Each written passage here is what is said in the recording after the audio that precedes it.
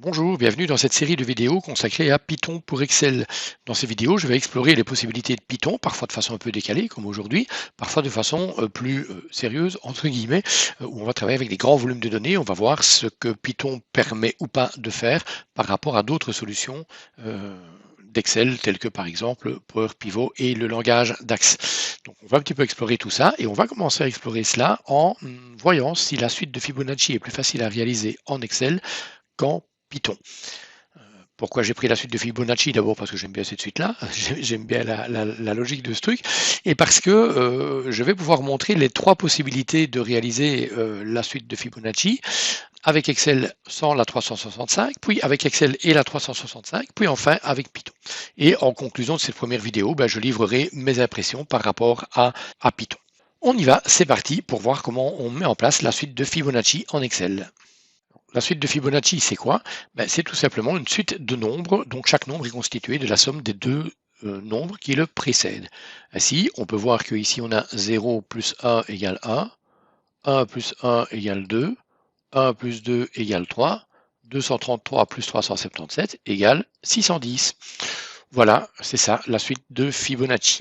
Et on va réaliser cela en Excel et en Python.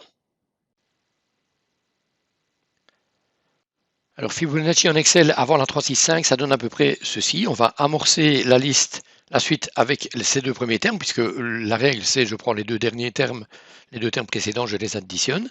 Et puis ici, si je veux, par exemple, avoir 10 termes sur ma suite, eh bien, je vais tout simplement faire égal D2 plus D3. Je valide ici avec CTRL Enter lorsque j'ai sélectionné mes cellules et j'ai la suite de Fibonacci.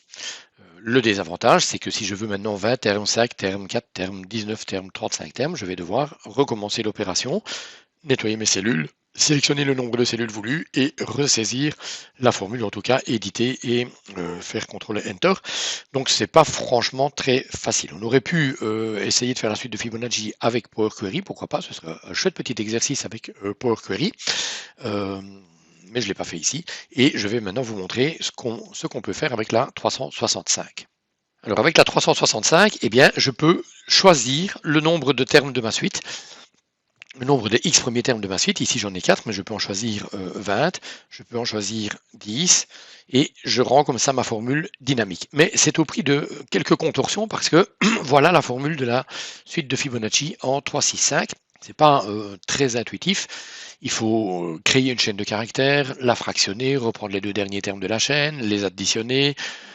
Bref, c'est un peu compliqué. J'ai pas trouvé plus simple et en partageant ça sur les réseaux sociaux, jusqu'à maintenant, j'ai pas trouvé de façon plus simple pour faire du Fibonacci avec une formule Excel. Mais en tout cas, ça fonctionne et on a la possibilité de dynamiser notre formule, notre solution pour choisir le nombre de termes et que la formule propagée nous renvoie le nombre de termes dans les cellules voulues. Ça, c'est avec Excel. On va regarder maintenant comment on peut faire avec Python. Avant de vous montrer comment on va faire avec Python, je ne résiste pas à l'immense plaisir de vous montrer comment on démarre avec Python pour Excel grâce à ce très célèbre Hello World. Toutes les personnes qui ont commencé un jour à programmer avec un langage sont passées par ce truc créer imprimer Hello World à l'écran. Et bien, nous allons faire la même chose avec Python. Pour le prendre en main, nous allons écrire Hello World dans une cellule avec Python. On trouve Python au niveau des formules. Dans l'onglet formules, j'ai ici le groupe d'outils qui va me permettre de piloter Python, mais on peut aussi démarrer l'éditeur Python en saisissant la fonction pi. J'ai été peut-être un peu vite pour qu'on voit bien, donc égal pi, et dès que je mets la parenthèse, eh bien j'entre dans l'univers de saisie Python, soit ici au-dessus, soit ici en dessous. Et donc si je veux écrire Hello World dans la cellule B2, eh bien je vais tout simplement écrire Hello World.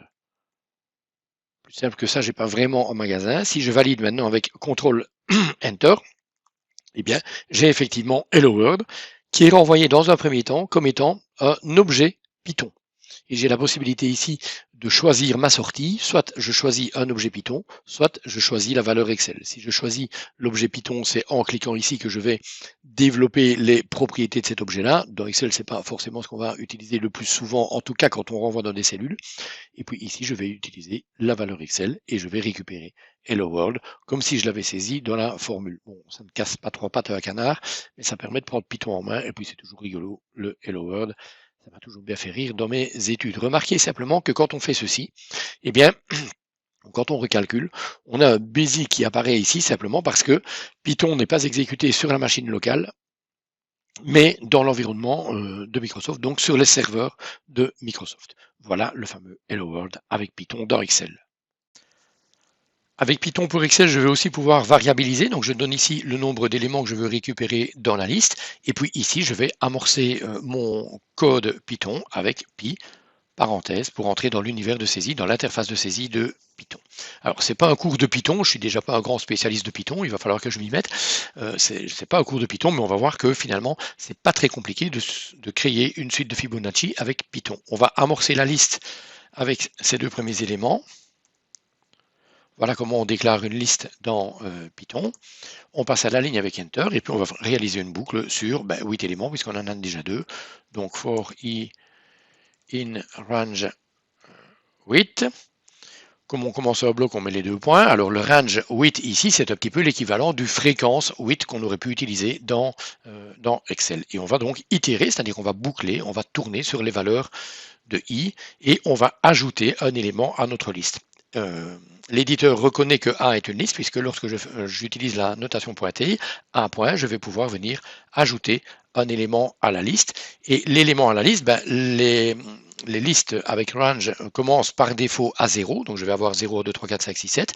Donc je vais devoir prendre l'élément 0 de ma liste plus l'élément 1 de ma liste, c'est-à-dire i, l'élément i qui est égal à 0 plus l'élément i plus 1 qui sera égal à 1 ici. Je vais donc choisir mon élément i qui, à ma première boucle, vaudra 0. Et je vais prendre mon élément i plus 1 qui, à ma première boucle, vaudra 2. J'ai indenté ici parce que c'est la technique dans Python, la syntaxe dans Python pour dire qu'on est dans un bloc. Et puis on sort du bloc en revenant à l'indentation précédente. Et je vais renvoyer ma liste dans Excel. Si je valide ceci, normalement, je ne me suis pas planté. Et j'ai une liste ici, puisque par défaut, je renvoie un objet Python. J'ai une liste qui est bien 0, 1, 1, 2, 3, 5, 8. Je retrouve bien les 10 premiers termes de ma suite de Fibonacci que je renvoie dès lors dans Excel. Donc voilà la suite de Fibonacci ici. Et comment ça marche? À la première boucle, on prend l'élément 0 plus l'élément 1. À la deuxième boucle, puisque i vaudra 1, on va prendre l'élément 1 plus l'élément 2. À la troisième boucle, on prendra l'élément 2 plus l'élément 3, etc.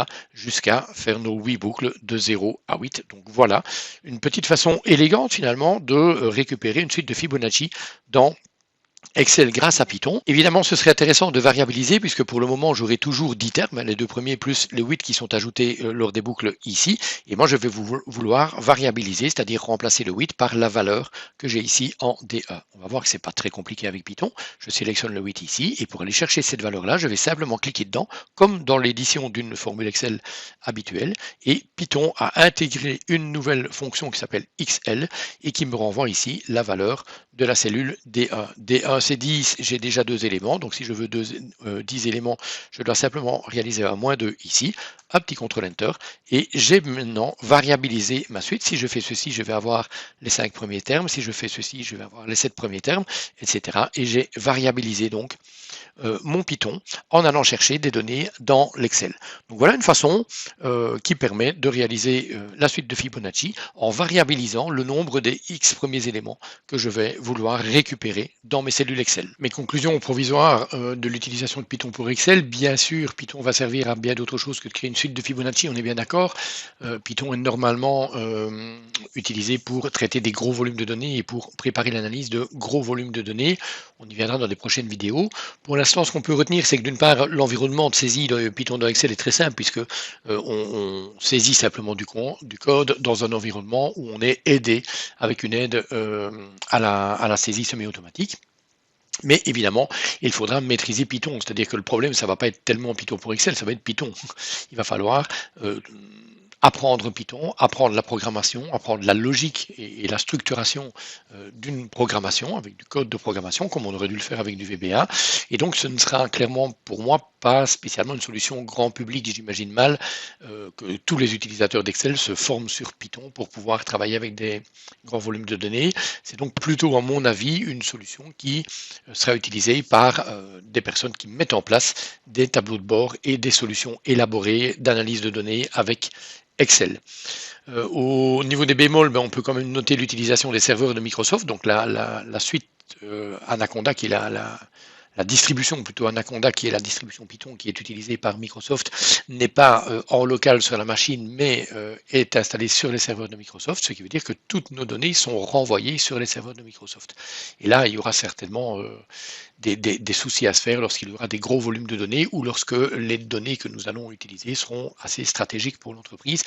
Voilà, à voir, à nuancer probablement et à étudier par la suite. Et puis, il nous restera évidemment à comparer ça avec des possibilités d'Excel. J'entends des gens qui me disent, oui, mais quand on va traiter des gros volumes de données, 700 000 lignes, 750 000 lignes avec une centaine de colonnes, dans Excel, ça ne le fera pas. Ben non, mais on a quand même déjà Power Pivot, on a Power Query, et donc je pense qu'on va pouvoir quand même analyser pas mal de données déjà avec les outils qui sont déjà dans Excel. Donc, il faudra comparer les solutions Python avec les solutions qui existent déjà dans Excel. Ce qu'il faut savoir, je reviens sur l'utilisation des serveurs Microsoft, ça veut dire que toute solution Excel qui utilisera Python pour Excel ne fonctionnera que si on est en ligne, c'est-à-dire que si on a une connexion réseau qui permet de travailler, ça veut dire que les nomades n'auront pas forcément la tâche facile avec Python pour Excel. Voilà mes conclusions, mes premières conclusions sur cette première vidéo. Il y en aura d'autres et bien sûr, j'attends vos commentaires pour discuter, échanger, débattre et analyser au mieux, envisager au mieux les possibilités de Python pour Excel. Bonne journée avec Excel.